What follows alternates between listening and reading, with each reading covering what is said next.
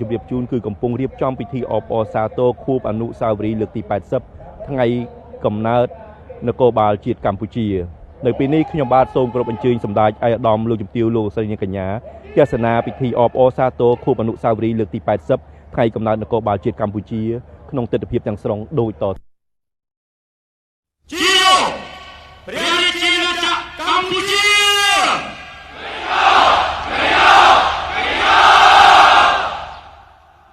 ជារាជរដ្ឋាភិបាលកម្ពុជា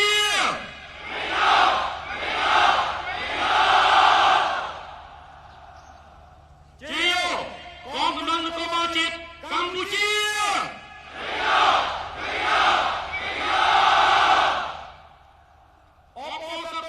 ខួបអនុស្សាវរីយ៍លើកទី80ថ្ងៃកំណើតនគរបាលជាតិកម្ពុជា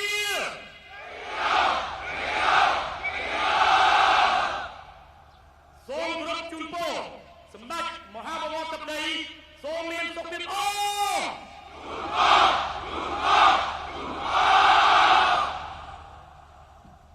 ជាព្រះរាជាណាចក្រកម្ពុជា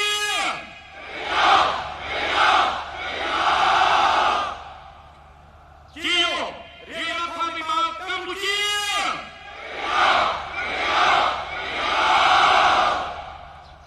ជា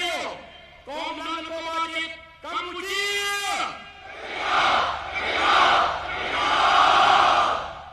អបអរសាទរខួបអនុស្សាវរីយ៍លើកទី80ថ្ងៃកំណើតនគរបាលជាតិកម្ពុជា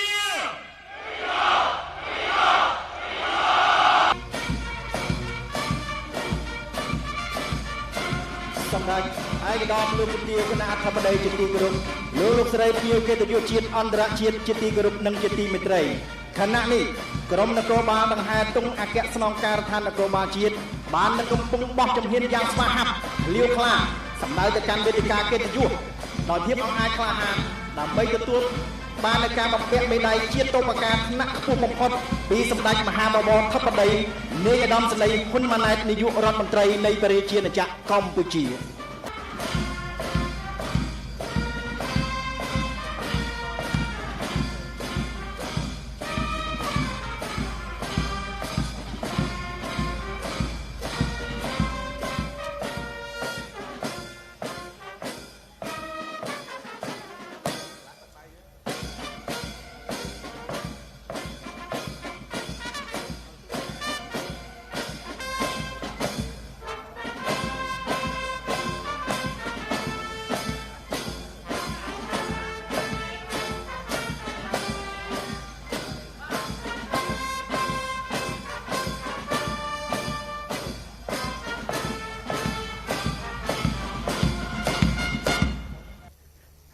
ពេលនេះរថយន្តរបស់ឯកឧត្តមនាយឧត្តមសេនីយ៍សថេតអគ្គស្នងការនគរបាលជាតិនិងជាមេបញ្ជាការក្បួនព្យុហយាត្រាបាននឹងកំពុងធ្វើដំណើរសន្សឹមមកមុខវេទិកាកិត្តិយសដើម្បីគោរពសុំបទបញ្ជាដំណើរការក្បួនព្យុហយាត្រាខ្ញុំបាទនាយឧត្តមសេនីយ៍សថេតអគ្គស្នងការនគរបាលជាតិនិងជាមេបញ្ជាការក្បួនព្យុហយាត្រាសូមរាយការណ៍ជូនសម្ដេចមហាបវរធិបតីនាយឧត្តមសេនីយ៍ហ៊ុនម៉ាណែតនាយករដ្ឋមន្ត្រីនៃព្រះរាជាណាចក្រកម្ពុជាក្បួនព្យុហយាត្រាបានប្រឹងព្រៀងរួចសូមបទបញ្ជាព្យុហយាត្រា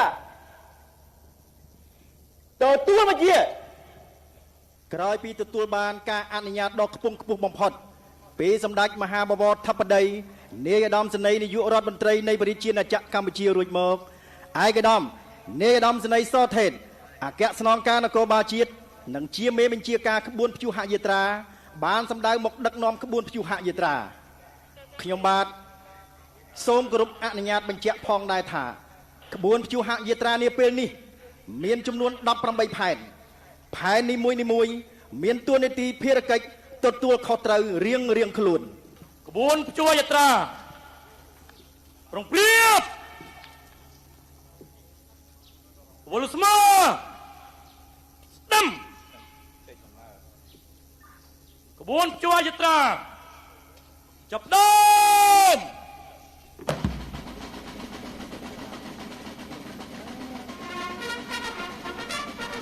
អ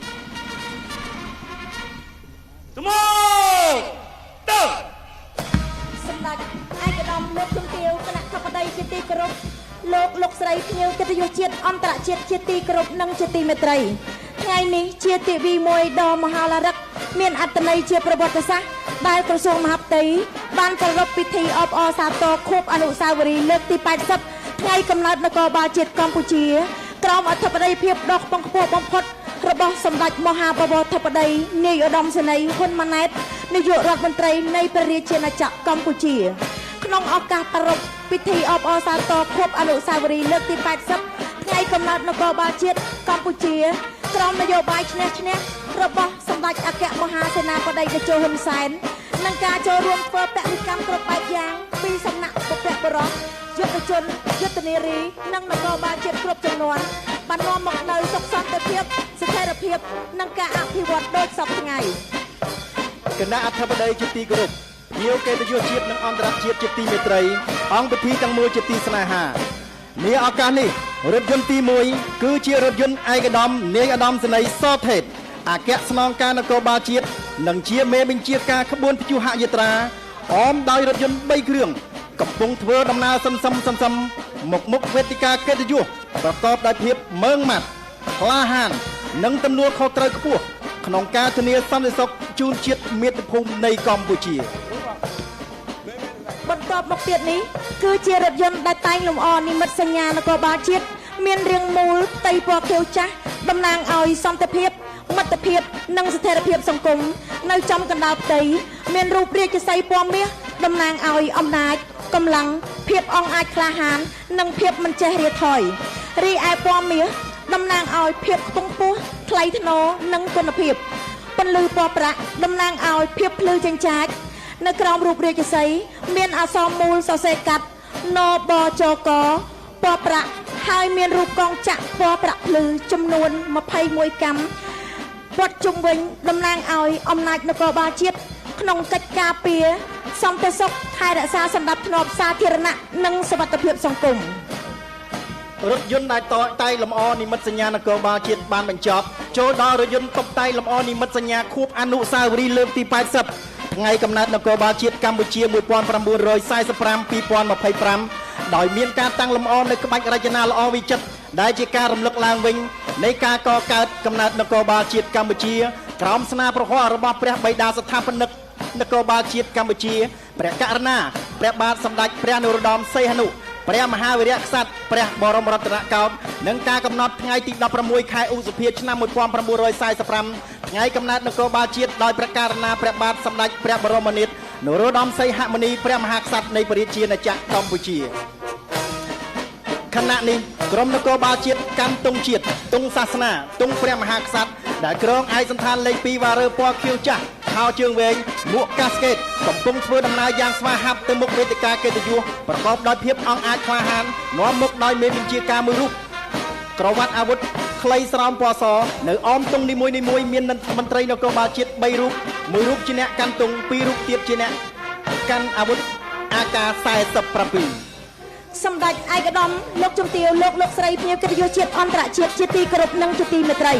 ក្បួនព្យុហយាត្រារបស់កងកម្លាំងនគរបាលជាតិមានសរុបចំនួន18ផែនចាប់ដំណើរការដូចតទៅ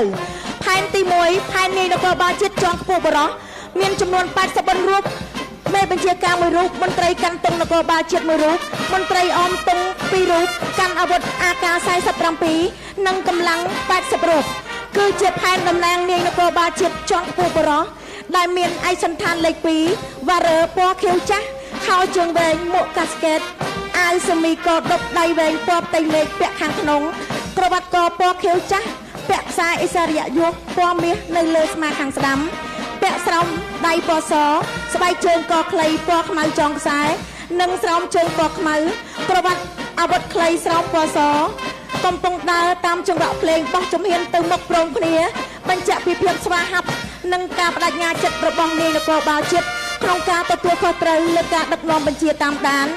និងត្រួតពិនិត្យកងកម្លាំងនគរបាលជាតិដើម្បីបំពេញភារកិច្ចគ្រប់គ្រងនិងថែរក្សាសន្តិសុខសណ្ដាប់ធ្នាប់សាធារណៈនិងសុវត្ថិភាពសង្គមបម្រើផលប្រយោជន៍ជូនជាតិមាតុភូមិនិងប្រជាពលរដ្ឋ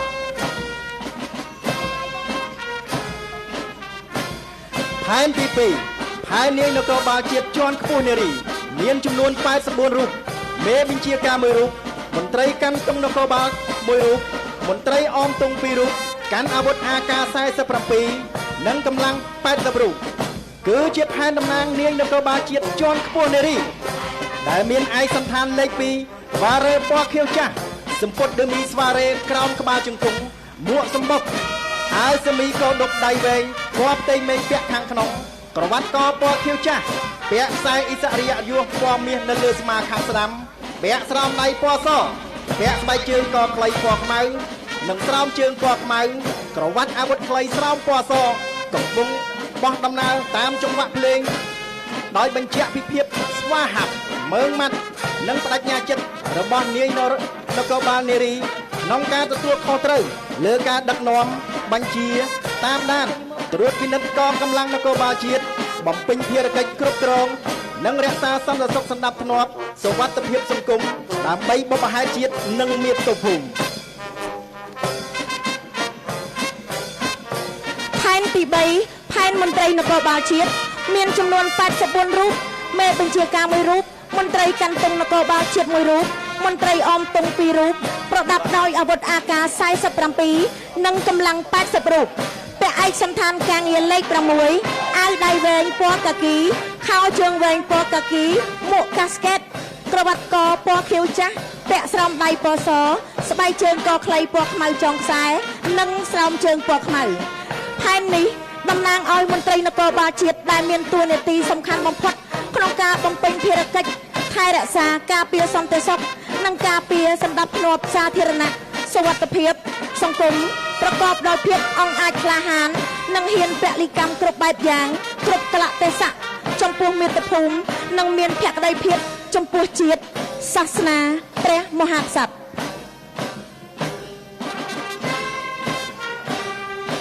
ផែនទី4ផែនមន្ត្រីនគរបាលចរាចរណ៍និងសណ្ដាប់ធ្នាប់សាធារណៈមានចំនួន84រូបមេបញ្ជាការ1រូបមន្ត្រីកាន់តុងនគរបាលជាតិ1រូបមន្ត្រីអមតុង2រូបប្រដាប់ដោយអាវុធ AK-47 និងកម្លាំង80រូបពាក់អាវដៃវែងពណ៌ផ្ទៃមេឃចាស់ខោជើងវែងពណ៌ខៀវចាស់មួកកាស្កេតពណ៌ខៀវចាស់ពាក់ខ្សែកញ្ចែពណ៌សពាក់ខ្សែក្រវ៉ាត់ធំឈៀងពណ៌សពាក់ស្រោមដៃពណ៌ស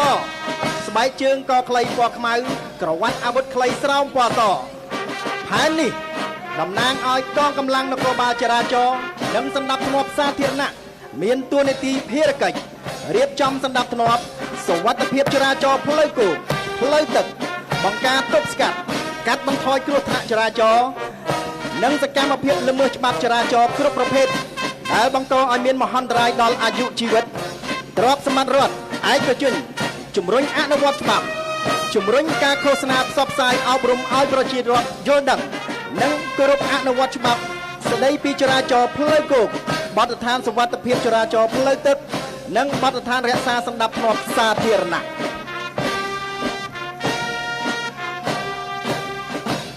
ផែនទី5ផែនមន្ត្រីនគរបាលទេសចរមានចំនួន84រូបមេបញ្ជាការ1រូបមន្ត្រីកាន់តុងនគរបាលជាតិ1រូបមន្ត្រីអមតុង2រូបប្រដាប់ដោយអាវុធ AK-47 និងកម្លាំង80រូបពាក់អាវដៃវែងពណ៌ត្រាវខោជើងវែងពណ៌ខៀវចាស់មួកកាស្កេតពណ៌ខៀវចាស់ក្រវ៉ាត់កពណ៌ខៀវពាក់ខ្សែជ័យពណ៌ឈាមជ្រូកនៅលើស្មាខាងឆ្វេងពាក់ខ្សែក្រវ៉ាត់ធំស្បែកពណ៌ខ្មៅពីក្រៅអាវពាក់ស្រោមដៃពណ៌សស្បែកជើងកខ្លីពណ៌ខ្មៅចងខ្សែនិងស្រោមជើងពណ៌ខ្មៅក្រវ៉ាត់អាវុធខ្លីស្រោមពណ៌សកម្លាំងនេះមានតួនាទីភារកិច្ចក្នុងការរៀបចំគោលការណ៍ផែនការសកម្មភាពក្នុងការថែរក្សាការពារសន្តិសុខសុវត្ថិភាពជូនភ្ញៀវទេសចរជាតិអន្តរជាតិជួយសម្រួលដល់ការធ្វើដំណើរការផ្តល់ព័ត៌មានពីគោលដៅទេសចរជូនភ្ញៀវអន្តរជាតិ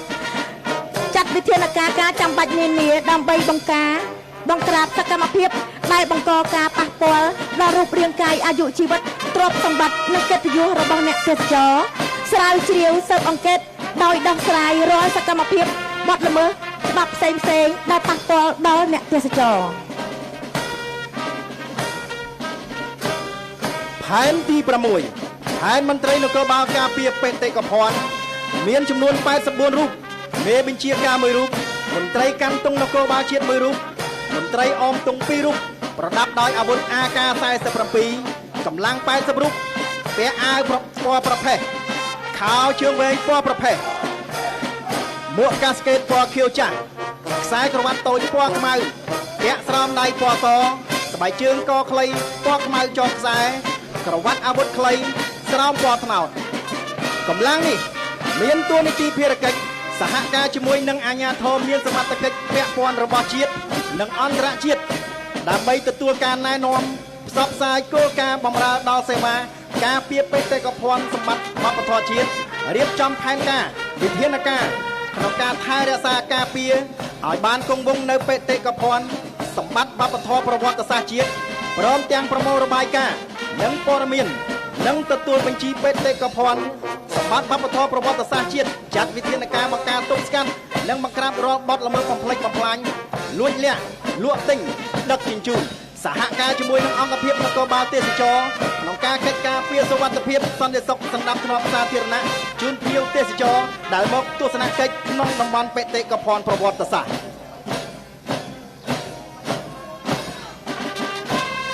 ផែនទី7ផែនមន្ត្រីនគរបាលបង្ការពន្លត់អគ្គិភ័យនិងសង្គ្រោះមានចំនួន84រូបមេបញ្ជាការ1រូបមន្ត្រីកាន់តុងនគរបាលជាតិ1រូបមន្ត្រីអមតុង2រូបនិងកម្លាំង80រូបពាក់អាវយឺតកបើកដៃខ្លីពណ៌កាហ្វេពាក់មួកពណ៌លឿងពាក់ខ្សែក្រវ៉ាត់សុវត្ថិភាពពណ៌ខ្មៅមានឆ្នូតពណ៌ទឹកក្រូចពាក់ស្រោមដៃសុវត្ថិភាពពណ៌ទឹកប៊ិចចាស់ឆ្នូតចំណាំងផ្លាតពណ៌លឿងស្បែកជើងកវែងពណ៌លឿងលាយខ្មៅបំពាក់ដោយបំពង់ខ្យល់ខ្សែពួរនិងពូថៅទន្ទឹមនោះអមដោយកងជួរគ្រូពេទ្យស្ពាយកាបូបឧបករណ៍សម្ភារៈពេទ្យកម្លាំងនគរបាលបង្ការពន្លត់អគ្គិភ័យនិងសង្គ្រោះមានតួនាទីភារកិច្ចក្នុងការបង្ការពន្លត់អគ្គិភ័យនិងជួយសង្គ្រោះដល់ជនរងគ្រោះទ្រព្យសម្បត្តិរដ្ឋនិងឯកជនព្រមទាំងពិនិត្យអង្កេតកន្លែងកើតហេតុធ្វើកសោតវិច័យចំហេះគ្រប់គ្រងកម្លាំងអគ្គិភ័យកាតព្វកិច្ចស្ម័គ្រចិត្តនៅតាមក្រសួងស្ថាប័នគ្រឹះស្ថានសិក្សារោងចក្រសហគ្រាសសំណង់ឬគោលដៅ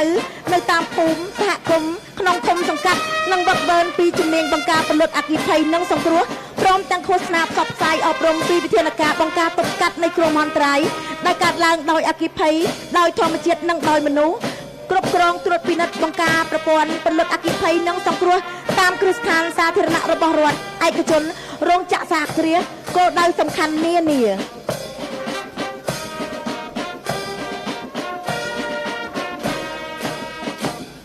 ផែនទី8ផែនមន្ត្រីនគរបាលការពារព្រំដែនមានចំនួន84រូបមេបញ្ជាការ1រូបមន្ត្រីកាន់តុងនគរបាលជាតិ1រូបមន្ត្រីអមតុង2រូបប្រដាប់ដោយអាវុធ AK-47 និងកម្លាំង80រូបមានឯកសណ្ឋានលេខ7ពណ៌បៃតងចាស់មួកបេរ៉េពណ៌ខ្មៅពាក់ខ្សែក្រវ៉ាត់ធំសាន់ទីរងពណ៌បៃតងចាស់ក្រវ៉ាត់ក្រៅអាវពាក់ស្រោមដៃពណ៌សស្បែកជើងកវែងពណ៌ខ្មៅបំពាក់ដោយអាវុធ AK-47 កម្លាំងនគរបាលនេះមានតួនាទីភារកិច្ចសហការជាមួយកងយុទ្ធពលខេមរៈភូមិន្ទក្នុងការការពារបូរណភាពទឹកដីអធិបតេយ្យភាពជាតិរក្សាសន្តិសុខសណ្ដាប់ធ្នាប់នៅតាមបណ្ដោយព្រំដែនគោកទឹកនិងការងារបច្ចេកទេសព្រំដែនថែរក្សាការពារបង្គោលព្រំដែនបង្គោលខណ្ឌសីមាព្រំដែននិងបរិស្ថានព្រំដែនព្រមទាំងដឹកនាំការងារការពារសន្តិសុខសណ្ដាប់ធ្នាប់តាមបណ្ដោយព្រំដែនបង្ការទប់ស្កាត់និងបង្ក្រាបការឆ្លងដែនខុសច្បាប់នានាបទល្មើសឆ្លងដែនការរត់ពន្ធឆ្លងដែនឲ្យបានចូលរួមយ៉ាងសកម្មក្នុងការជួយសង្គ្រោះប្រជាពលរដ្ឋនៅតាមបណ្ដោយព្រំដែនពីគ្រោះមហន្តរាយនានាដូចជាខ្យល់ព្យុះដឹកជំនន់អគ្គិភ័យនិងសំណល់ជាតិផ្ទុះពីសម័យសង្គ្រាមផែនទី9ផែនមន្ត្រីនគរបាលអន្តរាគមន៍មានចំនួន84រូបមេបញ្ជាការ1រូបមន្ត្រីកាន់តុងនគរបាលជាតិ1រូបមន្ត្រីអមតុង2រូបប្រដាប់ដោយអាវុធ AK-47 និងកម្លាំង80រូបមានឯកសណ្ឋានលេខ7ពណ៌បៃតងចាស់មួកស៊ូកាសពណ៌ត្រេអ៊ីពាក់អាវក្រោះពណ៌ខ្មៅនៅពីលើពាក់ខ្សែក្រវ៉ាត់ធំសាន់ទីរងពណ៌បៃតងចាស់ពាក់ពងកែងដៃនិងពងចង្គង់ស្រោមដៃពណ៌សស្បែកជើងកវែងពណ៌ខ្មៅនិងស្រោមជើងពណ៌ខ្មៅបំពាក់អាវុធវែងសេសិតកម្លាំងនគរបាលនេះមានតួនាទីភារកិច្ចក្នុងការប្រតិបត្តិបង្ក្រាបសកម្មភាពភេរវកម្មកុបកម្មបាតុកម្មរំដោះចំណាប់ខ្មាំងនិងសង្គ្រោះប្រជាពលរដ្ឋជួបគ្រោះធម្មជាតិនិងគ្រោះមហន្តរាយផ្សេងៗ នគរបាលអន្តរកម្មមានភារកិច្ចសហការជាមួយអង្គភាពពាក់ព័ន្ធក្នុងការរៀបចំផែនការការពារសន្តិសុខសុវត្ថិភាពស្វ័យនិងជូនព្រះមហាក្សត្រអិសរាជជនសំខាន់ៗរបស់ជាតិអន្តរជាតិបុណ្យជាតិអន្តរជាតិកិច្ចប្រជុំសន្និបាតសន្និសីទជាតិអន្តរជាតិ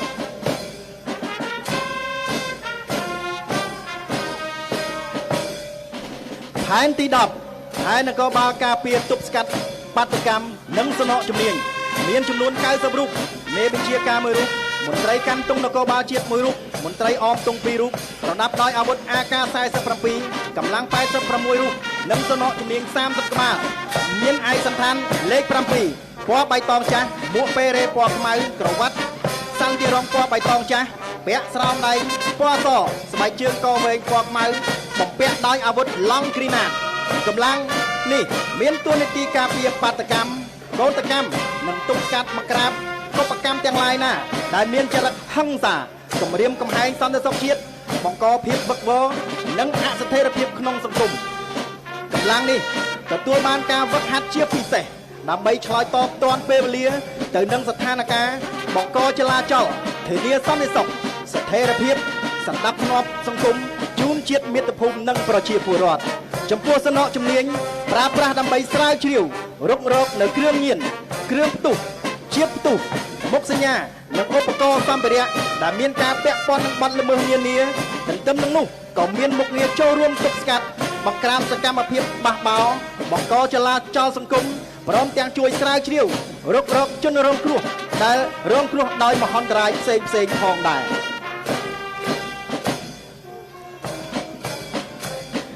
ផែនទី11ផែនកម្លាំងប្រជាការពារមានចំនួន84រូបប្រធានដឹកនាំ1រូបអ្នកកាន់ទង់ជាតិ1រូបអ្នកអមទង់2រូបនិងសមាជិក80រូបពាក់អាវពណ៌ទឹកប៊ិចខោជើងវែងពណ៌ខៀវក្រមៅពាក់មួកពណ៌កាគីស្បែកជើងបាត់តាពណ៌ខ្មៅក្រវ៉ាត់ដំបងជ័រ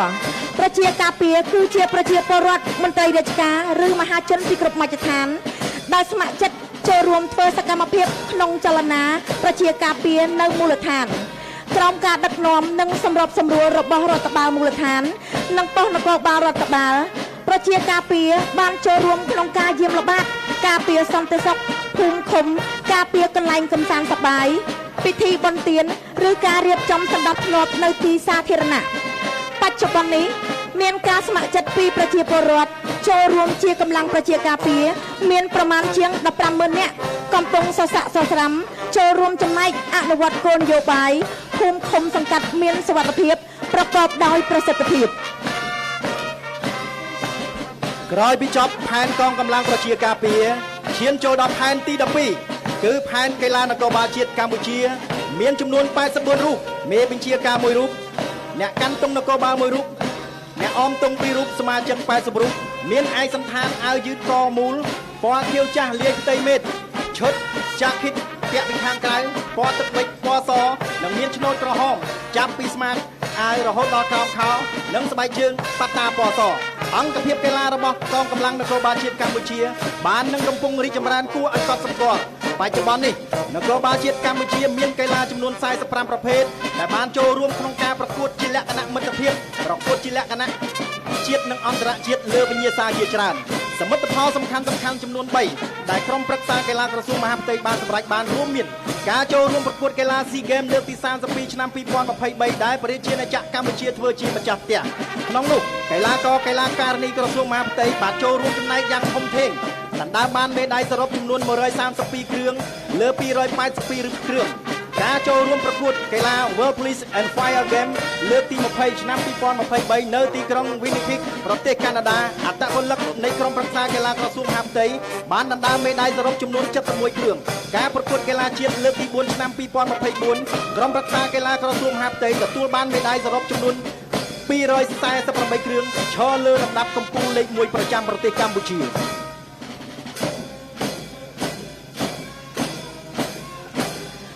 ទី13ផែនសម្ដែងបាច់គុណរបស់កតោមានចំនួន84រូបមេបញ្ជាការ1រូបអ្នកកាន់ទង់នគរបាលជាតិ1រូបមន្ត្រីអមទង់2រូបកម្លាំង80រូបពាក់អាវយឺតកមូលដៃខ្លីពណ៌ត្រៃអ៊ីខោជើងវែងពណ៌បៃតងចាស់ចងក្រមាមាននិមិត្តសញ្ញាខួបនគរបាលជាតិនៅលើក្បាល ស្បែកជើងកវែងពណ៌ខ្មៅនិងស្រោមជើងពណ៌ខ្មៅក្នុងប្រតិបត្តិការប្រយុទ្ធប្រឆាំងជាមួយអ ுக ្រិតជនឬជនល្មើសនានាក្រៅពីការប្រើប្រាស់ជំនាញបច្ចេកទេសក្បាច់គុនក៏ត្រូវបានបញ្ចូលក្នុងកម្មវិធីសិក្សារបស់នគរបាលជាតិកម្ពុជាផងដែរដើម្បីបម្រើដល់ការបង្ក្រាបជនល្មើសនិងការពារខ្លួនក្បាច់គុនល្បុក្កតោដែលជាប្រភេទយុទ្ធវិធីបុគ្គលក៏ត្រូវបានយកមកបង្ហាត់បង្រៀនដល់កងកម្លាំងនគរបាលជាតិ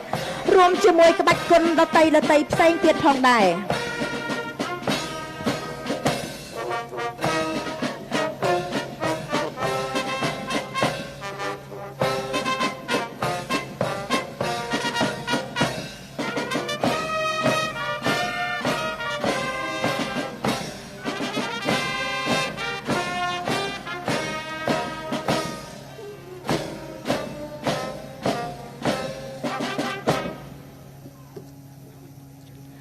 សូមគ្រប់អញ្ជើញសម្ដេចឯកឧត្តមលោកជំទាវលោកស្រីជាទីគោរពនិងអង្គពិធីទាំងមូលរីករាយទស្សនាការបង្ហាញក្បាច់គុនល្បុក្កតោពីសំណាក់ក្រុមសម្ដែងក្បាច់គុនដូចតទៅ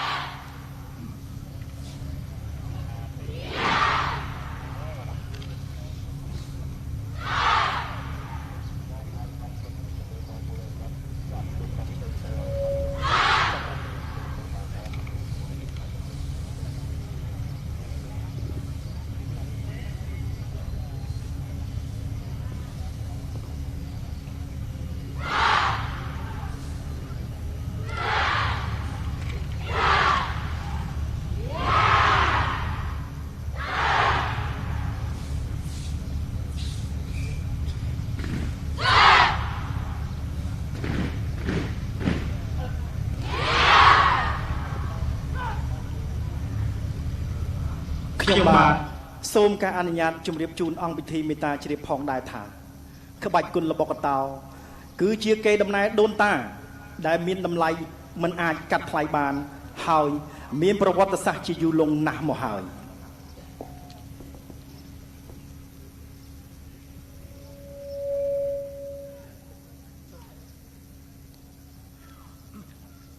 ក្បាច់គុនល្បុក្កតោជាក្បាច់គុនបុរាណរបស់ជនជាតិខ្មែរដែលមានប្រភពចេញពីបុរាណតាំងពីពេលអង្គររុងរឿងវាជាក្បាច់គុនសម្រាប់ប្រយុទ្ធដែលរួមបញ្ចូលចលនាជាច្រើនដូចជាដាល់ទាត់ធាក់ចាប់កាច់បោកក្លេនិងចលនាជាច្រើនទៀតក្បាច់គុនល្បុក្កតោត្រូវបានទទួលស្គាល់ជាផ្នែកមួយយ៉ាងសំខាន់នៃអត្តសញ្ញាណជាតិខ្មែរហើយក៏បានបញ្ចូលទៅក្នុងបញ្ជីមរតកវប្បធម៌អរូបីរបស់អង្គការ UNESCO នៅឆ្នាំ2022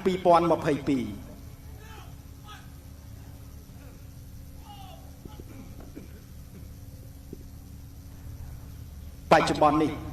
ក្រោមការដឹកនាំប្រកបដោយគតិបណ្ឌិតដ៏ឆ្លៀសវៃបំផុតរបស់សម្ដេចមហាបវរធិបតីនាយឧត្តមសេនីយ៍ហ៊ុនម៉ាណែតនាយករដ្ឋមន្ត្រីនៃប្រជាណាចក្រកម្ពុជាក្បាច់គុនល្បុក្កតោត្រូវបានរួមបញ្ចូលជាកីឡាប្រជាជននិងកំពុងពង្រីកទៅកាន់សាលារៀនវេទិកាជាតិអន្តរជាតិហើយជាពិសេសបំផុតនោះគឺជំរុញការវឹកហាត់ក្នុងជួរកងកម្លាំងប្រដាប់អាវុធគ្រប់ប្រភេទជាក់ស្ដែងនាពេលនេះក្រមនគរបាលកំពុងសម្ដែងក្បាច់គុនល្បុក្កតោ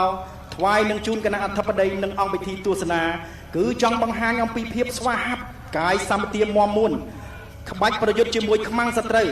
ការបង្ក្រាបបទល្មើសផ្សេងៗដើម្បីរក្សាបាននូវសន្តិសុខសណ្ដាប់ធ្នាប់ក្នុងប្រជាណាចក្រកម្ពុជាល្បុក្កតោមិនមែនជាក្បាច់គុនធម្មតាទេប៉ុន្តែវាជាគ្រឿងអនុស្សាវរីយ៍នៃអំណាចឧត្តមគតិ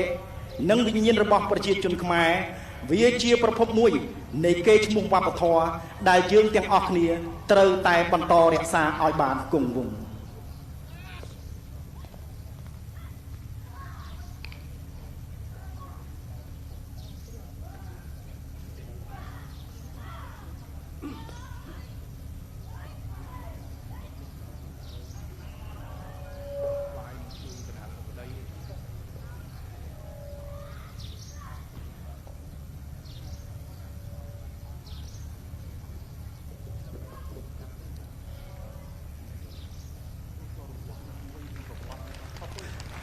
ក្រោយពីសម្ដែងចប់យើងឃើញថាទាំងគណៈអធិបតីនិងអង្គពិធីទាំងមូលសម្ដែងនៅការពេញចិត្តយ៉ាងខ្លាំងចំពោះក្បាច់គុនល្បុក្កតោដែលជាកេរដំណែលរបស់ដូនតាយើងនាពេលនេះ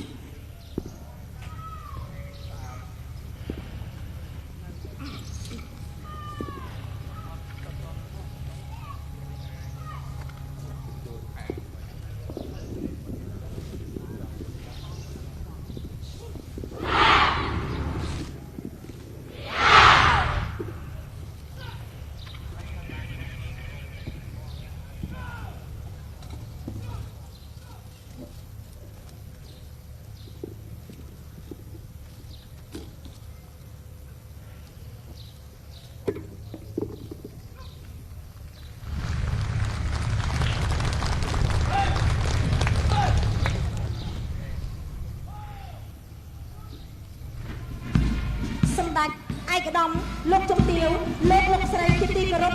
បន្ទាប់ពីផែនជហយាត្រាផែនមធ្យោបាយនគរបាលបានចាប់ផ្ដើមដំណើរការដែលក្រុមអត្ថាធិប្បាយនាងខ្ញុំ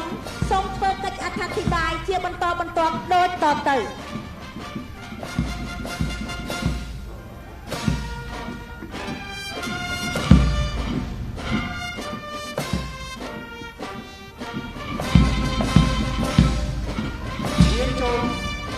ឈានចូលដល់ផែនទី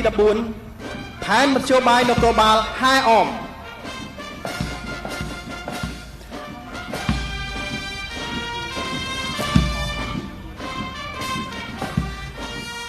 ផែនមធ្យោបាយនគរបាលហែអមនេះមានចំនួន55រូបនារី3រូបម៉ូតូម៉ាក BMW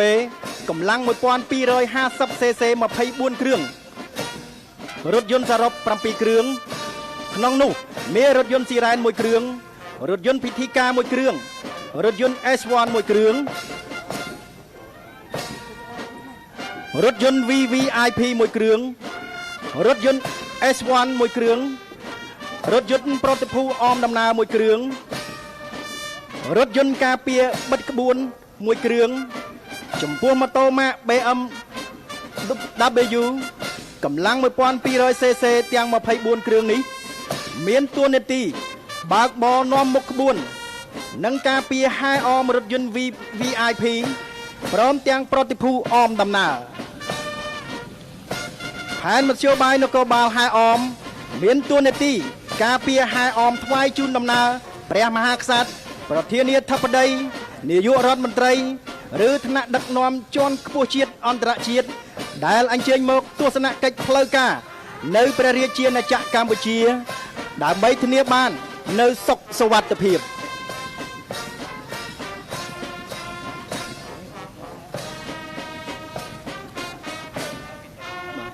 ផែនទី15ផែនមធ្យោបាយអន្តរាគមន៍មានចំនួន160រូបរថយន្តសេរ៉ែន2គ្រឿងម៉ូតូប្រដេញ24គ្រឿងរថយន្តល្បាតចល័ត12គ្រឿងរថយន្តរំដោះចំណាប់ខ្មាំង4គ្រឿងរថយន្តប្រឆាំងបាតកម្ម4គ្រឿងរថយន្តសេរ៉ែនមានភារកិច្ចនាំមុខបើកផ្លូវសម្រួលចរាចរណ៍ឲ្យម៉ូតូប្រដេញនិងរថយន្តល្បាតចល័តងាយស្រួលប្រដេញច្បាំមុខសញ្ញាប្រព្រឹត្តបទល្មើសគ្រប់ប្រភេទម៉ូតូប្រដេញមានភារកិច្ចល្បាតនិងប្រដេញច្បាមចាប់មុខសញ្ញាតាមដងផ្លូវសាធារណៈតូចធំគ្រប់ច្រកល្ហកជាពិសេសភូមិសាស្ត្រស្មុគស្មាញដែលរថយន្តល្បាតចល័តពិបាកចូលដល់រថយន្តល្បាតចល័តមានភារកិច្ចល្បាតជុំវិញបរិវេណកម្មវិធីបុណ្យជាតិនិងទីតាំងស្នាក់នៅរបស់ថ្នាក់ដឹកនាំអិសរាជជនជាន់ខ្ពស់ប្រតិភូជាតិអន្តរជាតិហើយក៏មានតួនាទីប្រដេញច្បាមមុខសញ្ញាតាមដងផ្លូវសាធារណៈជាពិសេសមុខសញ្ញាប្រើប្រាស់មធ្យោបាយរថយន្តរំដោះចំណាប់ខ្មាំងមានភារកិច្ចការពាររំដោះជំនះថ្នាក់ដឹកនាំអិសរាជជនជាន់ខ្ពស់ជាតិអន្តរជាតិពេលមានសភាពការចលាចលនិងការយាយីពីក្រុមភេរវករហើយក៏អាចបាញ់ពីក្នុងការប្រឆាំងតបតជាមួយភេរវករវិញបានតាមកំបាំងនៃរថយន្តនេះរថយន្តប្រភេទនេះអាចធន់នឹងភ្លើងអាវុធនិងគ្រាប់រំសេវបានផងដែររីឯរថយន្តប្រឆាំងបាតុកម្ម ជារថយន្តប្រើប្រាស់សម្រាប់រុញច្រានទប់ស្កាត់វងបាតុករដែលមានការបំពាក់កំភ្លើងឡង់បាញ់ផ្សែងកំភ្លើងឡង់បាញ់ទឹកឧបករណ៍បំពងសម្លេងបំបែកវងបាតុករនិងមានប៉ែលនៅខាងមុខសម្រាប់រុញជាពលិតភ្នក់ភ្លើងដែលធ្វើការដុតរារាំងកម្លាំងសមត្ថកិច្ចឬរាំងខ្ទប់ចរាចរណ៍ផ្សេង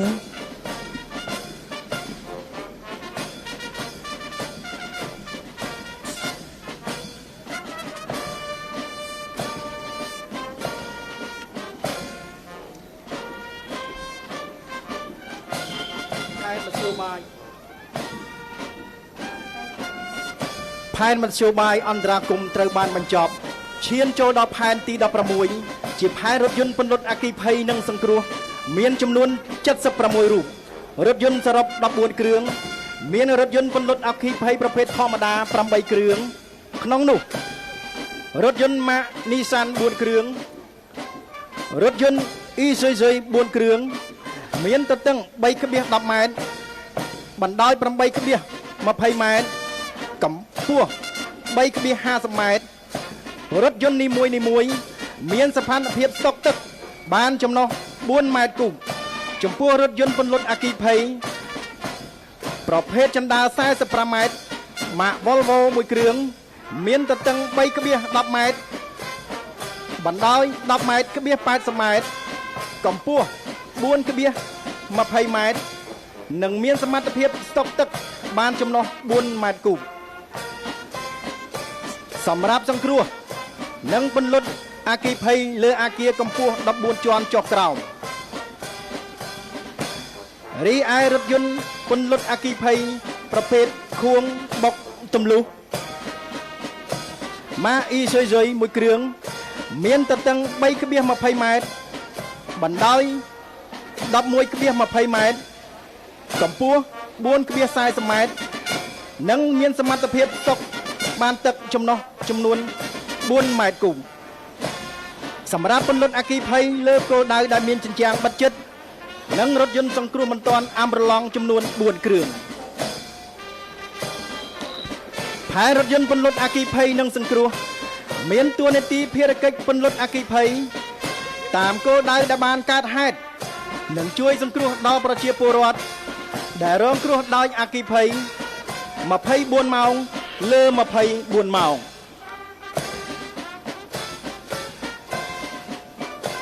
ផែនទី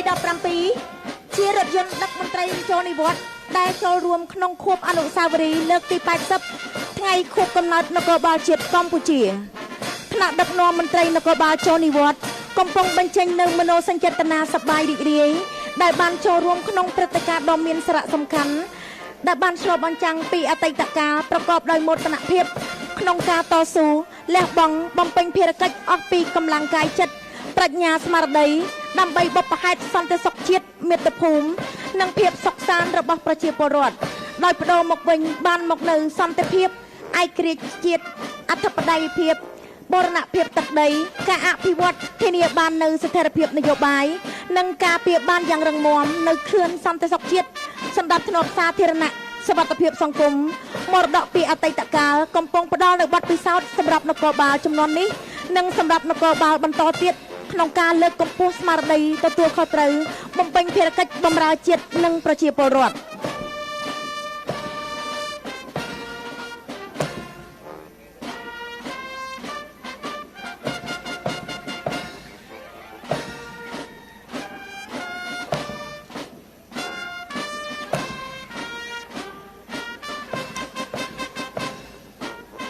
ចំណែកឯផែននេះ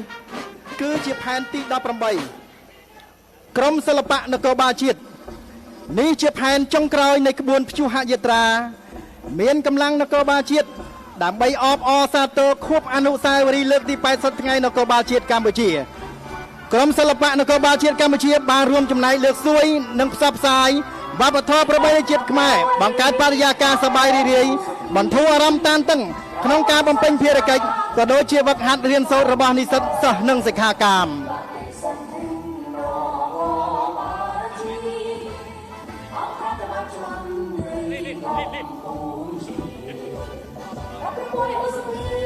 ឆ្នាំស្រែសំប្រាំ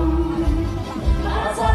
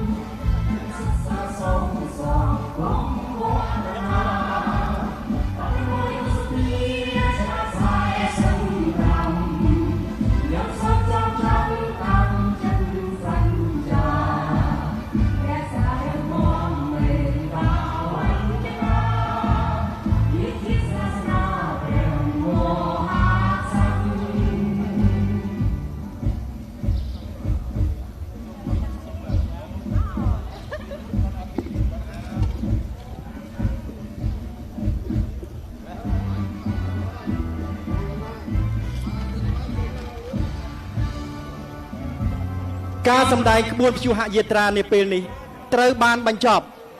សូមគោរពថ្លែងអំណរគុណយ៉ាងជ្រាលជ្រៅជាទីបំផុតចំពោះការផ្ដល់កិត្តិយសដ៏ខ្ពង់ខ្ពស់បំផុតរបស់សម្ដេចមហាបវរធិបតីនាយឧត្តមសេនីយ៍ប្រធានគណៈអធិបតីនិងគណៈអធិបតីក្នុងការទស្សនាសម្ដែងក្បួនព្យុហយាត្រានាពេលនេះសូមគោរពអរគុណ